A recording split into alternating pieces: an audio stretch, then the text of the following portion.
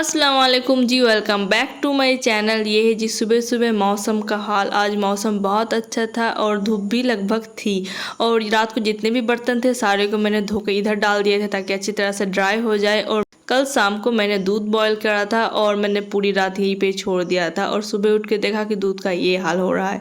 मुझे ऐसा फील हो रहा है कि ये दूध ना ख़राब हो चुका है। और कल रात को डिनर पे मैंने चना पुलाव बनाया था जो माशाल्लाह से बहुत ही ज़्यादा यमी हुआ था। और ये सारा लेफ्ट ओवर बच चुका है, इसे मैं एक डब्बे पे पैक करके फ्रिज में रख दूंगी। एक्चुअली कल अम्मी आई थी मेरे घर और मेरे घर आते हुए ना वो बहुत सारा मिल्क लेके आई थी। लगभग 2 लीटर के करीब उन्होंने काऊ मिल्क लाया था और सारा युवान के लिए ही लाया था क्योंकि युवान बहुत पसंद करता है काऊ मिल्क खाना।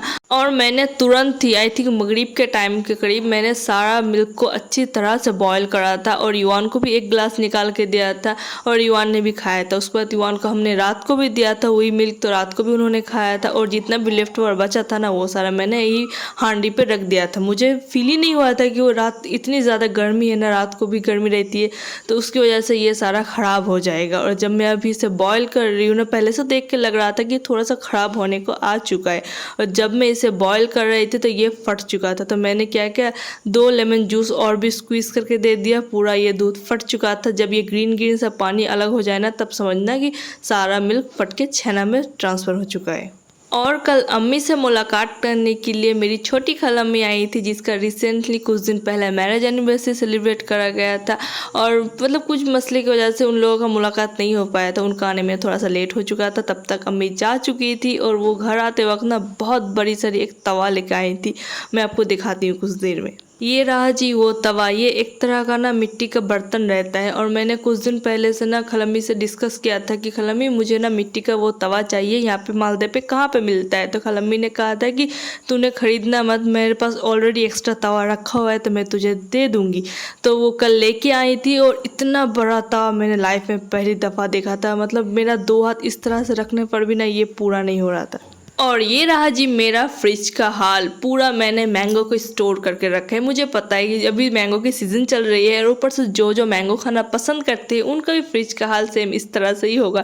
और मैं तो इतना ज़्यादा मैंगो खाना पसंद करती हूँ कि हर एक मील के बाद एक मैंगो तो मुझे ज़रूर चाहिए ही चाहिए। और जो फटी हुई दूध को फाड़ के मैंने छेना बनाया, अगर आपके भी घर पे दूध इस तरह से ख़राब होने को आ जाए ना तो आप उसे इस तरह से छेना के हिसाब से फाड़ लेना। और एक मज़ेदार सी मिठाई रेसिपी मैं आपको शेयर करती हूँ, आप घर पे ज़रूर बनाएं, आपको मज़ा आ जाएगा। मतलब इस तरह से लगेगा कि दुकान वाला भी फेल है आपको मिठाई के सामने। और ये दावा मैं ऐसे नहीं कर रही हूँ, जिसको मैंने ये मिठाई ट्राई करवाया ना हर किसी ने मेरी तारीफ की है। उसके लिए सबसे पहले तो मैंने यहाँ पे पतीले पे आधे लीटर के करीब दूध लिया है। अब इसे मैं अच्छी तरह से बॉयल आने दूंगी। तब तक बॉयल करूंगी जब तक सारा पानी इवेपोरेट ना हो जाए और दूध थिक ना होना स्टार्ट हो जाए।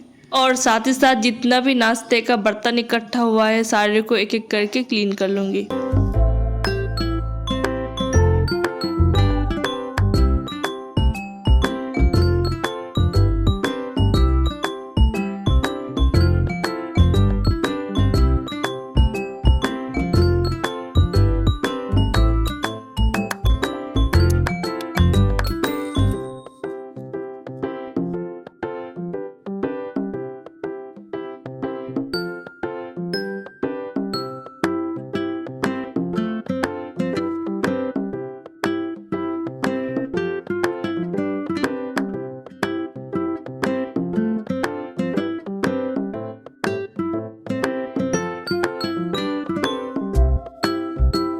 और साथ ही साथ यहाँ पे मैं 2 इलायची भी डाल रही हूँ पतीले पे, ताकि दूध जैसे जैसे थिक हो वैसे वैसे इलायची भी सारा फ्लेवर दूध के अंदर छोड़ दे अपना।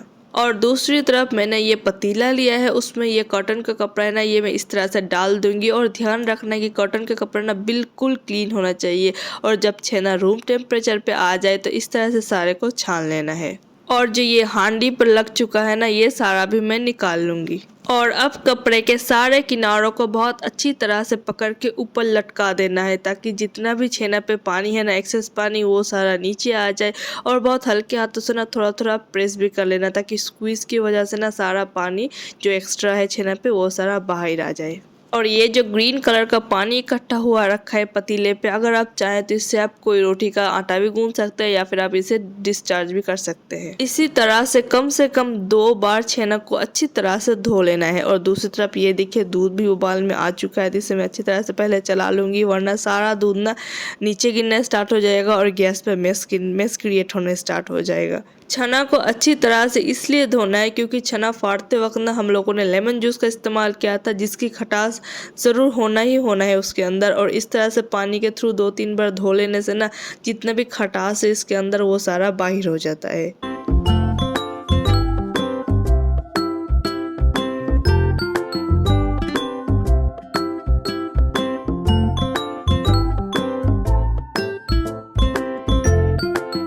यहाँ पे चने को मैंने बहुत अच्छी तरह से धो लिया है। अब मैं इसे इसी बर्तन पे ट्रांसफ़र कर दूंगी। और दूसरी तरफ दूध भी अच्छी तरह से बॉईल होकर इवेपोरेट हो चुका है।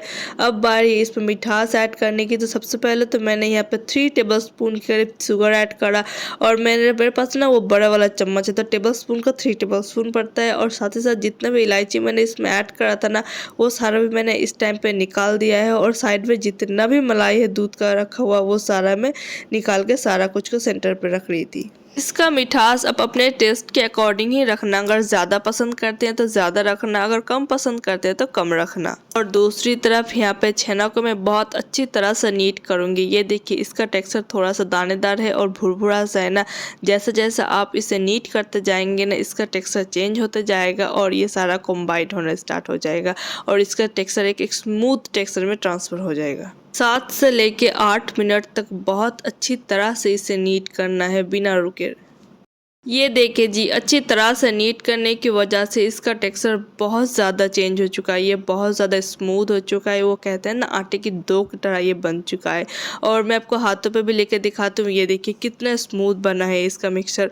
और अब इस टाइम पे ना आप जैसा चाहिए इसे उस तरह शेप दे सकते हैं। तो फिलहाल मैं इसमें अब कुछ क्वान्टिटी मिल्क पाउडर का ऐड करूँगी। यहाँ पर मैंने 2 से 2.5 चम्मच भर के मिल्क पाउडर ऐड किया है। इससे ना और भी ज़्यादा मिठाई का टेस्ट इन्हेंस हो जाता है और ये बिल्कुल ऑप्शनल है। अब चाहे अगर आपके पास होना तो आप ज़रूर ऐड करना, मैं तो यही कहूँगी।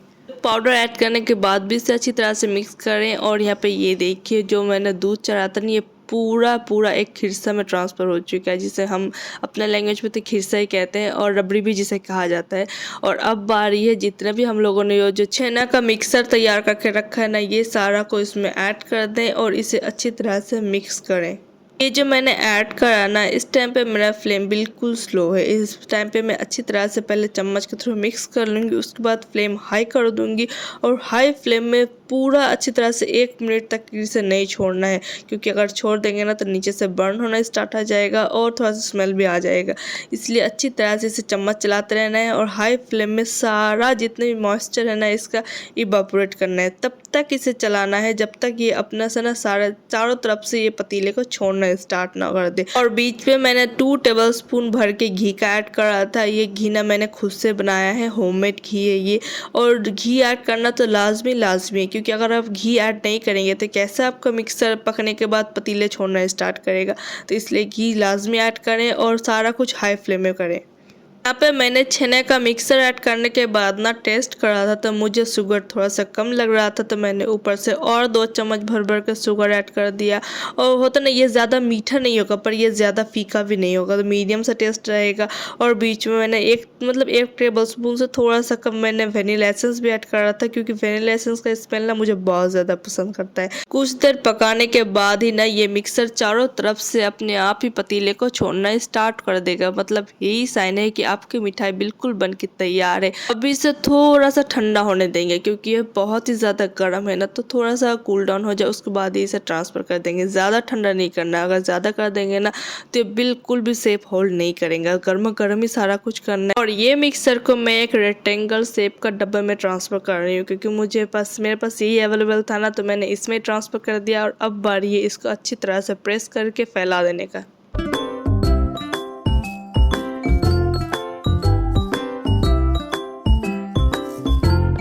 ये देखिए जी, हमारा मिठाई बन के बिल्कुल तैयार है। अब बारी है इसको फ्रिज में रखने की। कम से कम 2 घंटे इसे फ्रिज में रेस्ट होने देंगे। उसके बाद हमारा मिठाई बन के बिल्कुल तैयार हो जाएगा। और यहाँ पे दोपहर को दूध वाले भैया आ गए थे, सारा दूध लेके। तो यहाँ पे मैंने दूध भी चढ़ा दिया बॉयल करने को।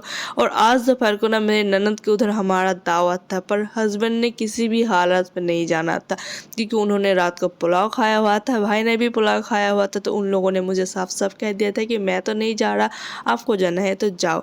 तो यहाँ पे फिर उन लोगों की फरमाइश थी कि दोपहर को ये चावल का रोटी बना कर दें, उसके बाद ही जाए। तो यहाँ पे जो नया नया वाला तवा है जो कल ही खलम्मी ने मुझे ला के दिया ना, उसी पे ही रोटी बनाने की अब मैं तैयारी कर रही हूँ। और टाइम भी बहुत ज़्यादा हो चुका है, लगभग 1 बजे का टाइम हो रहा था।